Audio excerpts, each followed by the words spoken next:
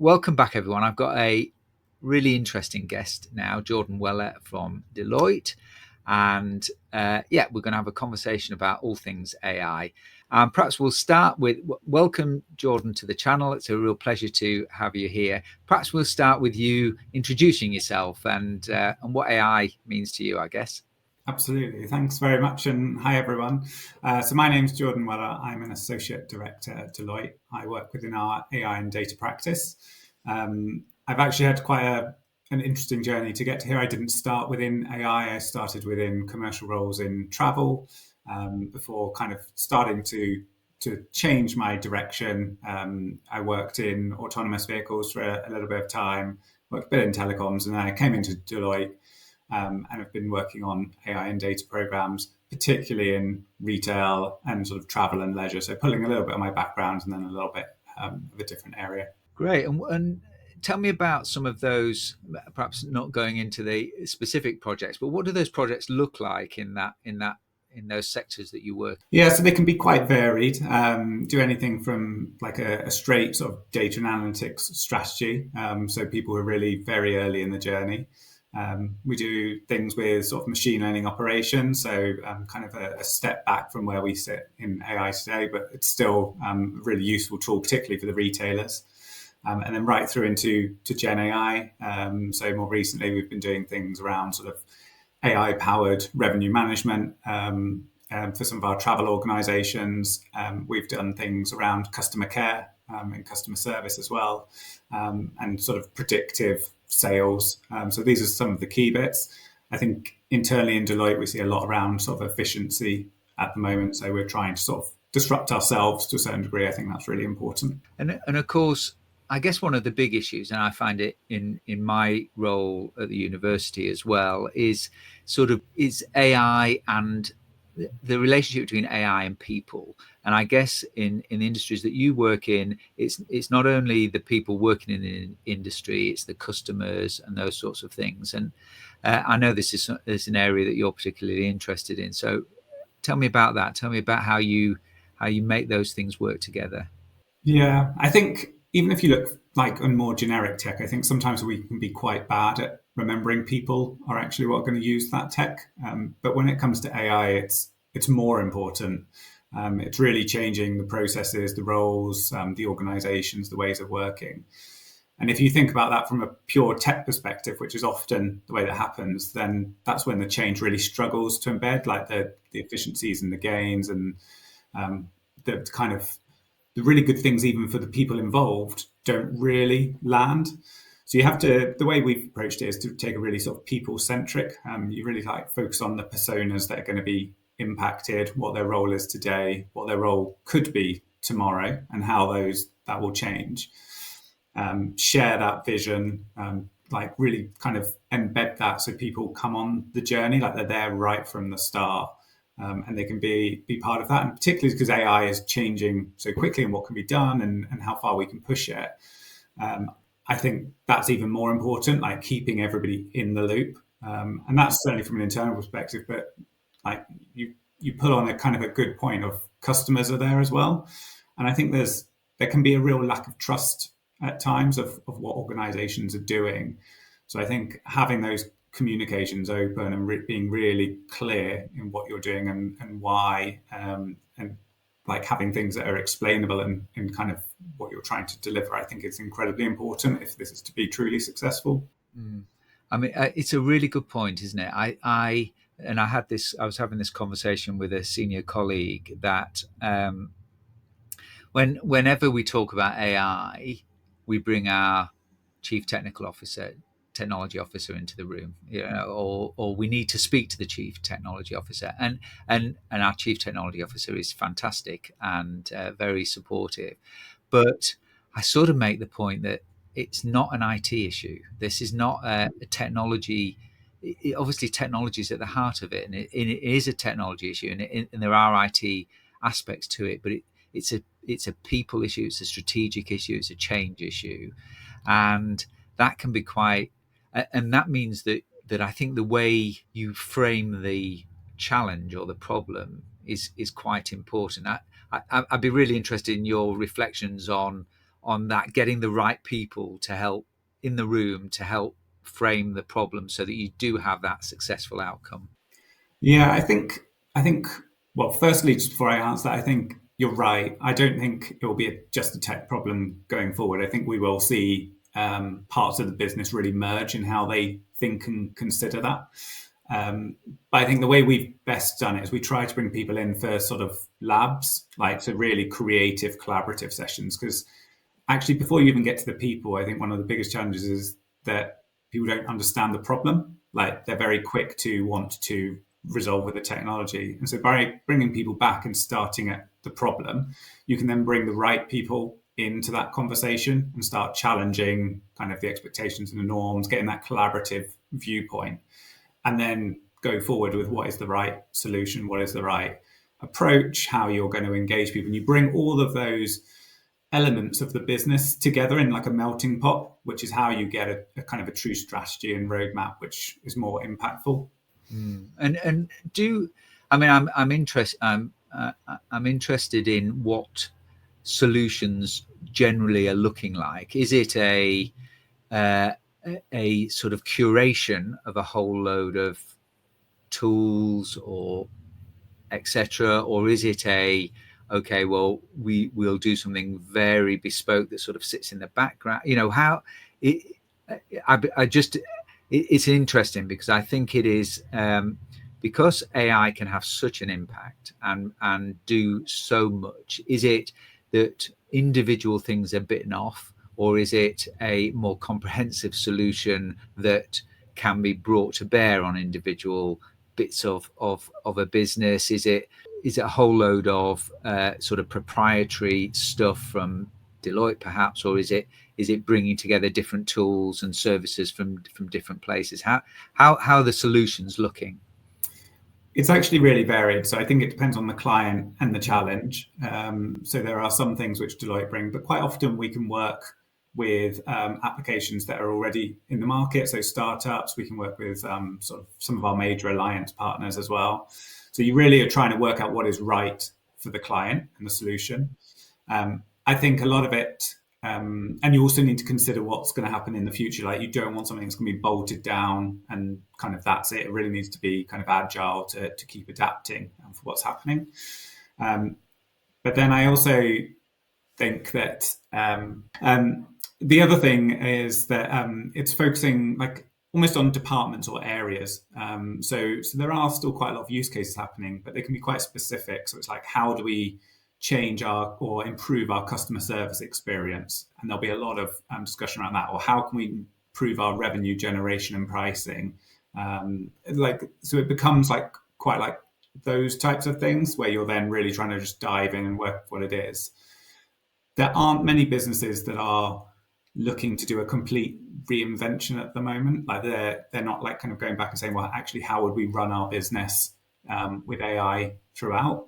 It is still kind of in that testing and slowly growing and scaling. I mean, it's an interesting point, isn't it? If you were starting from scratch, would you build something very different? And I wonder whether we will see organisations just say, okay, well, we've got all this embedded knowledge, we've got this customer base, we know what we're doing, but actually, let's take all of that, start something from scratch, base it around AI, have AI driving everything, and see could we produce something that provides better services, is more efficient, more profitable, etc. Because I think in some cases the answer might be yes, but that's a big leap for organisations to take. Yeah, I think we have had one which has considered it along those lines. They haven't taken action, but they did take time to think about how what happens if you remove all the boundaries. And maybe we should think about like our work in this even without AI. We should go back and really remove those boundaries, but and try and understand what it would look like as a business starting today with everything you knew today. How would you build it up again? Um, but actually, that can be like quite significant. And complicated, and there are lots of other factors which can probably cause more challenge to that. I think what you'll probably find is that there will be organisations who don't exist today or are very small that are able to do that, that will gain that advantage where they can become much more nimble and scale a lot quicker, and be much more disruptive in the market because of it. Yeah, I think you're right.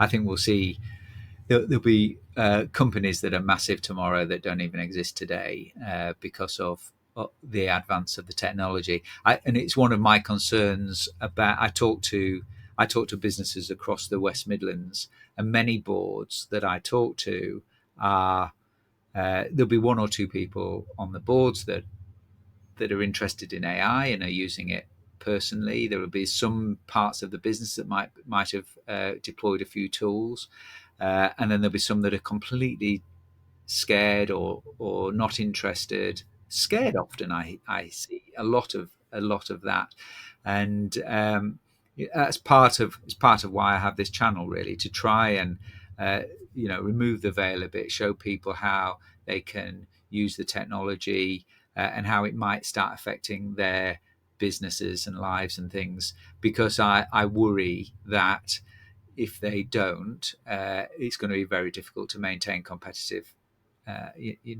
Maintain being competitive in a market where there will be people doing it. But yeah, I'm often surprised, even in companies that have AI at the heart of them, uh, it will be understood by 4 or 5 people in the company, and the other 20 are still in that. I'm not sure. I'm not comfortable. I'm scared about it. Maybe you're working with bigger organisations where that's not the case. I don't know. I'd be interested to see what you're Yeah, finding. I think you're spot on. It doesn't differ across clients or size. I think AI fluency is really important, and I think it's missing. And certainly in like even train like there is the training like which for staff to do it I think is often very poorly done. It is here's a tool and we'll roll it out. Actually, with AI, to get the most out of it, it needs to be really personalized. Like you really need to understand. So even if we think of using Chat GPT, for example, like your prompts in there are critical for what comes out. And if they are quite basic, you're not really going to get the uplift from it that you could or should. And that will be the same as those tools become more personalized within organizations. I also think there's a real lack of understanding. Well, I think you're right. Some are scared. I think some people lack the understanding of potential impact if they don't consider the ethical and legal impacts that come with some of these things. Like there are obviously stories that come up in the media of things that happen, um, but there are ways you can do your best to protect around that. So Deloitte has a trustworthy AI framework. It takes into account sort of things like the new EU AI Act. It tries to really kind of call out where the risks are. Like if you're already employing AI, then it can work out those use cases and whether they are high risk or low risk, and what you need to do around those.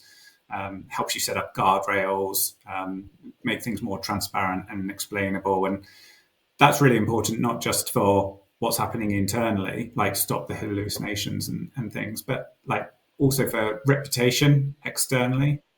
Could be hugely damaging if this isn't done correctly. And there definitely has been an uptick in interest from organisations around this area over the last, I would say, 6 to 9 months. But there's still quite a long way for us to go from probably all areas of AI fluency. I agree with you. Lots of people talk about risks um, and the idea. So there is certainly an idea, a sense that anything you load up to AI, you basically made public, and anyone can then download it from anywhere, which I'm not sure is actually the case. But a sense that might be the case, and I get there has been some examples I think of leaked documents, but there's also the trying to you've got the EU AI Act, you've got GDPR, you've got and this idea that data should be used for the reason it was given, and maybe using it with with an AI system. You're not quite sure that sort of black box nature of it. I'm interested that you guys have produced something that can help people at least find out where the risks are, and then start doing some things around it. I think that's really important, and certainly one of the key worries that I see from the businesses that I work with. Definitely. Yeah, and I think when we work on solutions, we try to bring it. Even in our organisation, we try to bring quite a wide-ranging set of stakeholders together to really challenge what we're thinking of doing or how we're going to go about it. And that will always include somebody from kind of the legal perspective and compliance perspective. Like, I think it's absolutely critical that we take those things in, and then we will always speak to clients about those as well. And that will just continue. I think, as you point out with some of the legislations, some of the fines are significant. So, and particularly because you can combine GDPR and the EU AI Act as well. So this is something which should be really at the forefront of people's minds in how they roll out these kind of transformations. Mm. And I think that I'm not sure. So I think people in the UK sometimes don't think the EU AI Act applies to them, and I think if they're operating at all in the EU, it probably does.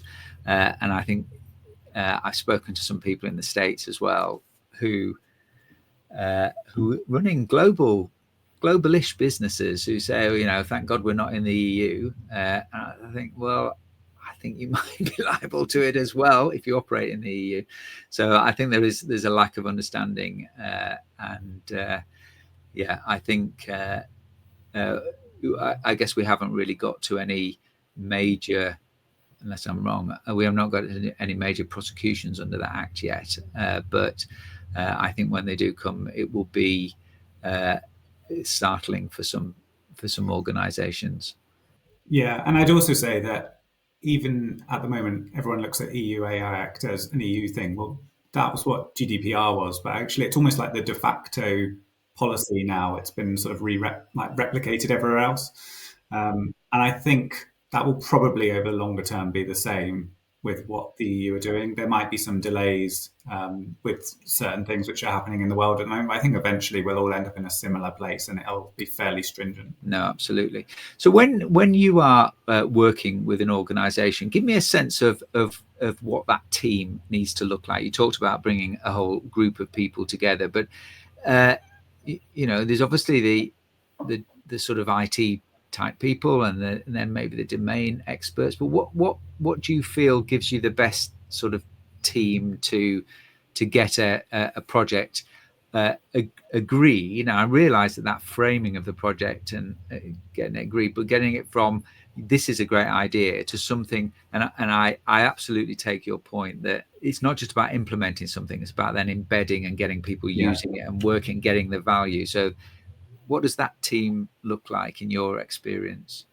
Yeah, so I think the good thing is like the teams should vary as you go through. They should adapt as you go through. Like you need the right people at the right time, and I think that's often something which doesn't happen. We can be quite specific, and this is more generic for how projects are delivered. You can be quite specific in like this is the project team, and this is how we're going to deliver.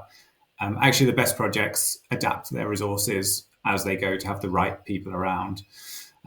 So, like for example, when you look at how you're going to embed kind of it into an organization, you probably do want sort of change management side in quite early, but very light touch. They need to know what's happening. They need to have a viewpoint on it, and engage and understand how that would have an impact. But actually, it'll be quite light touch while that solution is still being framed, which will be done between sort of your technical teams and your like business area generally. So you get that expertise of what's happening, and the key is how you bring those together. So even if you just have them in the same room, they're unlikely. They don't really speak the same language. They don't have the same goals. So that's where your kind of project team, your project managers are critical. Often cast aside quite quickly as an unneeded resource, but actually they're the ones who will bring it together and become the enabler to spot the challenges and the risks, and bring in the right people at the right time. But those functional leads are very important. They know what the business strategy is. They know what their day-to-day challenges are. They often know what their competitors are doing. They know what that solution needs to do to impact for their people. And they need to guide your technical teams. So I think that's kind of really key, and it's how you kind of continually have that conversation, challenge that conversation. Is this delivering what we think it should do? Have we missed something? Has something changed? Is this like going the way we should? And then we try to do it on a stage by stage. So you roll out a bit of a pilot first. You'll do some testing and learning before you scale up. And you're constantly trying to get that feedback and learning from it before you push on again. But I think being nimble is the right way to do it, and just learning as you go. Is that the word you used in there? That talking about having to translate between different groups of people because we speak Yeah. different languages. I feel that a lot. I see that enormously if we're working with clients, and often my team sits in that space between a client and an academic, and they absolutely speak different languages and want different things, and often that translatory part is really important. And I guess it's not unique to AI projects, but that need for somebody to play that translatory role and make sure everyone's understanding what's going on is really vital. Yeah, and the other thing I'd say is a consumer, an end consumer, or a business area which are going to take the technology, they don't really care what the technology is, whether it's one type of AI or another, or just not AI. They're looking for the output and the impact on them, and that they can kind of trust that it's going to deliver what they needed. And I think that's the thing that sometimes can get lost. We can get very caught up in the technical side of it, but actually you need to just constantly consider the result and the impact, and then take it back to that. Yeah, I mean, it's I can remember having that very conversation about CRM systems. There's loads of them out there. It doesn't actually matter which one, as long as you do something and you use it properly. But you can spend a lot of time people arguing between one and the other, when actually the difference is relatively negligible.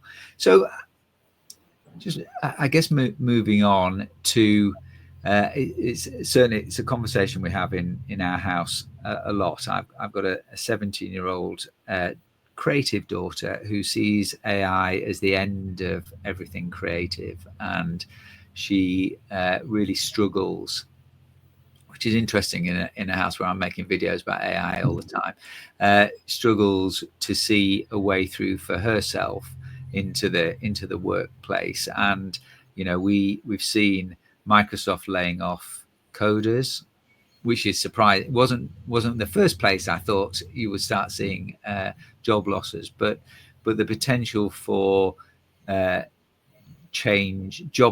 job losses across the whole of society because of this new technology, and how we best navigate those challenges. I'm really interested. I'd be really interested in your views on those sorts of challenges that we have for society more generally. Yeah, this is a really interesting topic, and one that I plan to keep focusing on as we go forward. So there's no doubt that the AI tools are going to cause job changes, whether that is like augmenting roles, loss of roles, but also creating new roles, probably ones that we haven't even considered or thought of at this time. And I think it's likely that you'll see role loss before you see role gain. So I think there will be a dip period before that. I think my major concern is like really on some of those entry level roles, those graduate roles, which are what AI is impacting quickest. And some of the approaches organizations are taking, which I think it can be quite short term. So they are looking for the cost efficiencies that are there, without thinking what happens down the line when you've taken away your entry roles, because you can't have middle level roles and top end roles without having people go through that experience. So I think I have a concern there that the drawbridge to a certain degree is being pulled up, and we need to think about that. I also have a concern that how AI tools are being taught. So in a similar way, when we roll things out, they need to be taught well. My concern is whether those coming into the workforce are learning the skills to maximize their time with AI, because actually we can definitely kind of coexist with it, but we need to use it in the right way. So if you put all of your thought process, what you would normally do is your kind of critical thinking into like a chat GPT, and you ask it for all the solutions and to write your emails and things, then like your role is fairly irrelevant. If you can continue to do that kind of side, you draft your email and then you ask for it to say, right, this is going to a specific audience. Can you help me tailor it? Then I think you're getting efficiency out of it, and you're still kind of having that creativity that exists there. And I think that's important that we try and teach people of how they should use it. That it's there as an additive for a lot of things. And then as you go into other roles like customer service and things, some of those lower, like first port of call roles will disappear, but then you'll get people who have to deal with the more difficult and challenging scenarios where, like, actually we really appreciate human touch and interaction. So I think some of those things will exist, but it's definitely something which I think the key skills, which will make a massive difference, will be the human ones, like having a high EQ, definitely like the leadership skills to be able to take people through. In the next year or so, we're going to have Gen Alpha in the workforce. You're going to have like 5 generations actually working with all of those, some who are more fluent in AI and trusting, and others who aren't, but leading people through that change and making people comfortable to adapt to roles. And I think the adaptability and flexibility, like, we don't just live in one career anymore at one company. Even if we did, those roles would look very different as we lived within them. So getting comfortable with change and making your skills adaptable, I think, will be really, really important to succeed, because the more you are that, the more you'll be able to change industries, roles, challenge yourself, and kind of work with AI to enhance yourself. I think it's one we're going to have to watch and learn. But as I don't have the doomsday scenario, but I think there are things we need to act upon. No, I agree. And, a recent example of somebody looking to go into a sort of bottom level coding type job, and was told these jobs don't exist anymore. It's all done by ChatGPT. All we want are senior coders. And it's like, well, you're going to run out of them. If you don't train any, you're gonna run out of them. And I think we are going to have to traverse this. But I also agree with you that those human things we'll value them more. That human connection. And you're right. If customer service, if you can get rid of a lot of an individual's problems, and then focus the human resource on those really difficult, tricky ones that really value human interaction, you have better jobs for people, you have better service for people, and but it might be a bit traumatic getting there, as we make this transition as it goes. And I agree with you that people are going to have to be agile. Those skills will be really valuable, that sort of agility, etc., to move through, and they'll be important skills. No, absolutely. And if I think even about my own role, like delivering programs, there's so much that AI in theory could do, which actually I would love it to do, because it would allow me to have that human interaction. I would be there to solve the problems, to work with stakeholders, to kind of really take things forward, rather than being caught up in the admin side of things, of having to do a plan or check some things on time or write a report. like if AI takes that away, it frees me up for the things which actually matter, which Yeah. will help me be more successful and enjoy the role more. And I'm sure that will be applicable for numerous roles. Yeah, and I think we also have to. I'd be interested in your views, but I think for things that matter, definitely for things that matter, having a human in the AI loop is remains vital. I've not seen anything yet that would, for me, for something that really matters, where I would say, well, I can just leave that. I can leave that to a machine to do. Sorry, I just dropped my keyboard. I could leave that to a machine to do, Yeah. and trust that it will get it right every time, and have the right sentiment and voice. Even if I'm telling it what the sentiment should be and what the voice should be, I I still think there's a real value in that human in the loop. Yeah, I agree completely. And even as you move into agentic AI, where like more is being done without human intervention, we're talking about kind of humans over the loop. So they're kind of they won't necessarily be involved in every decision or kind of oversight of everything. Their roles will change slightly to really oversee what is happening. So you'll create new roles to allow those kind of autonomous agents to take action, but there will still be that human checking. It will just be maybe slightly different because you won't be able to check every decision. So yeah, we're definitely talking about the kind of over the loop rather than in the loop so much going forward. But I think that will be the case probably like forever, like to have that trust there. Yeah, I think you're right, and I guess what that does is potentially change the way things are governed, where the way Mhm. we the governance of organisations, when when there is part of the organisation is being delivered through a technology. uh, how how how how do directors understand what's going on, keep control of it? How do audit committees understand where the risk profile sits?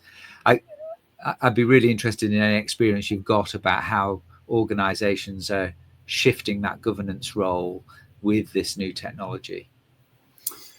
Yeah, so I think it is a slow process, but they are starting to bring in kind of almost like an AI steering committee to really have that oversight. So when decisions are being made, they are coming back through that checking process. That will have your relevant stakeholders, and that could have everything from your legal team, um, like compliance teams, HR, obviously an important one in this space. Up to other kind of C-suite members and your kind of key technologists, and really understanding like what is the impact of what we're doing, like what are the risks to that, like what is our risk threshold, what can we do to combat that, and I think that will become a mainstay going forward. I think it's the only way you'll really be able to succeed. And I agree. I think it's I think we are going to have to think through these different the way organisations operate, and it might be that we don't end up thinking through them effectively until things start going wrong. But hopefully, we can do it Yeah. before that. Um, so one of the things I found in one of the clients I've been working with is that we go in and I'll have a chat with them about AI, and they're like, "Oh gosh, we'd love to do something on that," and we'll help them to get up and running. But we sort of once things are up and running, it sort of fizzles out. People, the momentum Mm. stops, and I wonder whether that's something you've experienced, or how you build into projects that maintaining that momentum so that you do generate the value out of it that you've invested in. Yeah, so we have experienced that. It's obviously an interesting scenario being an external consultancy. You support up to a point, and then you will step away. Um, and getting it to be fully embedded before you step away is the hardest part because there's obviously costs attributed to us being there. So organisations are looking to work that through and take it over quickly.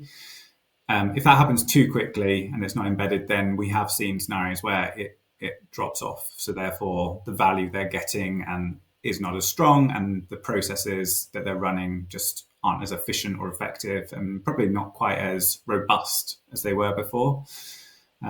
So it really is about getting the embedding in place. So that starts early. I think we go back to sort of that change management where you're really understanding what is changing in people's roles and getting them to buy in. And you need that at all levels, so people really understand it.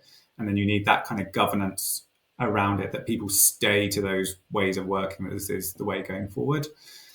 I think it also helps if they're on a long-term journey. So if they've built AI into their overall strategy, these things are more likely to last rather than being standalone projects. I think if you do anything that's standalone, it can easily be forgotten and then moved on.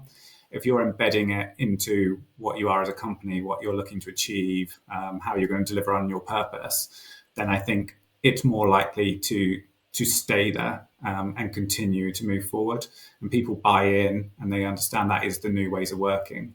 And I think part of that is the ways of working themselves. So if you deliver something, but you don't really consider the full impact, like how it changes the job role, like what does that mean for the person or the customer interaction? How does the process get redefined? If you're just trying to fit it on top almost, that's where it really fails. You have to like really go about redesigning everything so that it is working in an AI manner, humans and AI together. But I certainly think the big thing is you put the strategy in, then everybody is buying into it, singing from the same hymn sheet. In the same way you would if you want your organisation to deliver sort of purposeful values. Like you can't just say you're a purposeful organisation. Like it has to be fully embedded. People have to believe it and trust it and want to be part of it. I think it's exactly the same with AI. I agree. I think you're absolutely right. So if it feels like we are, I don't know. It feels like to me that we've come a long way. We've come a long way in the last 18 months. If you look at generative AI, but we've just seen Grok 4 launched, and we're expecting ChatGPT 5 to come, and we're getting close, if not achieved, AGI, and people are already talking about super intelligence and that sort of thing. I guess, and I'm a bit of an evangelist. I'm very positive about all this sort of stuff. But I guess from your situation, I'd be really interested to think, what do you think we might be talking about, getting excited about in the next 2 years? In 2 years' time, what would this conversation look like? What might have changed? What might not have changed? I suppose just that sort of forward thinking. What will AI mean to us in a couple of years' time? I'd be really interested in your views from your perspective. Yeah, I mean, I'm really excited about it. I think it's there to be embraced, and the more we embrace it as society, and I think government has a lot of part to play with that as well, the more influential and positive it will be for society. There will be challenges we've been unable to unlock that AI will help us with, undoubtedly, and that I think is something we should be really excited about. And I think the UK has a productivity issue at the moment. I think it can go a long way to supporting and unlocking that as well. I think the key thing to make sure that it doesn't all fall over, however, it is going back to that kind of trustworthiness. I think with trust kind of being around, I think about 50% at the moment. I think you've really got to be pushing on that for people to fully embrace it.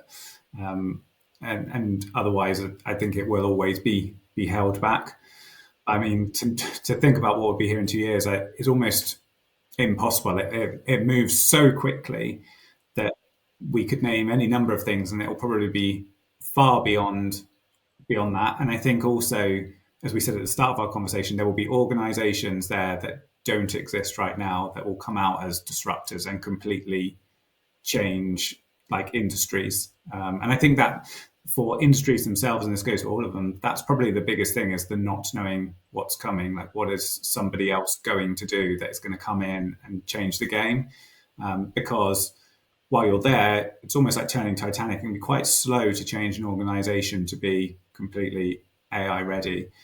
If you're just starting up with the tools that are available today, and you've kind of got that creativity that we were talking about earlier, really embracing those kind of the human skills that give you the difference to what AI doesn't have, then there could be something very impactful on its way that we just don't know. No, I agree. It's exciting though, isn't it? It It's is. I know when the new tools come out, I have a play with them and suddenly realize, gosh, I can now do this that just wasn't even thinkable 6 months Yeah. ago. So I guess finally, if just to sort of wrap up, if there's one bit of advice you would give to a board of a UK company relating to AI, what would that advice be? For me personally, it's that think of the people impact, whether that's your customers or your employees. Like without them, it's not going to be successful, or it could be quite the opposite. And I think as part of that, you need to fall back on what that framework is to make sure that you're ethical, trustworthy, reliable, that it's transparent. I think those are things, the two key things. Everything else around it, the technology will continue to evolve, the ideas will continue to evolve and be challenged. But if you work on those two central principles, then you're more likely to be successful, both short and long term, and really get people to embrace and trust. I think you're absolutely right. People and values. It's really vital. Thank you. It's been a real pleasure to speak to you, and I've really enjoyed that conversation. Thank you very much. No, thank you. That was brilliant.